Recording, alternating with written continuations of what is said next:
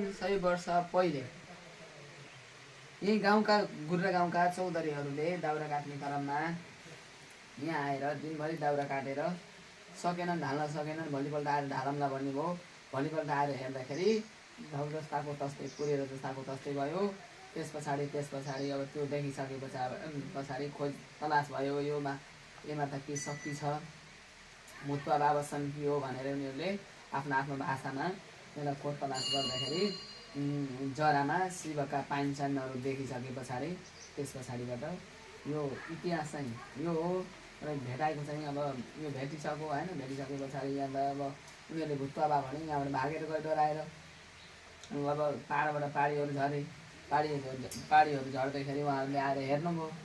हेरिसके पछाडि त शिव भगवान् हो, यो भूतवा सुत्ता केही पनि होइन, शिव भगवान् हो भनिसके पछाडि यो कसले बनायो कि आफै उत्पत्ति भयो कि सतीदेवीको कुनै अङ्गहरू पतन भएको क्षेत्र पनि रहेछ कि यो भनेर यहाँबाट स्वर्गद्वारी गए। स्वर्गद्वारी जाँदाखेरि महाप्रभुले 5 पाण्डवहरू द्वापर युगमा 5000 वर्ष पहिले आएर 5 पाण्डवहरूले यही ठाउँमा आएर तपस्या गरेका हुन्।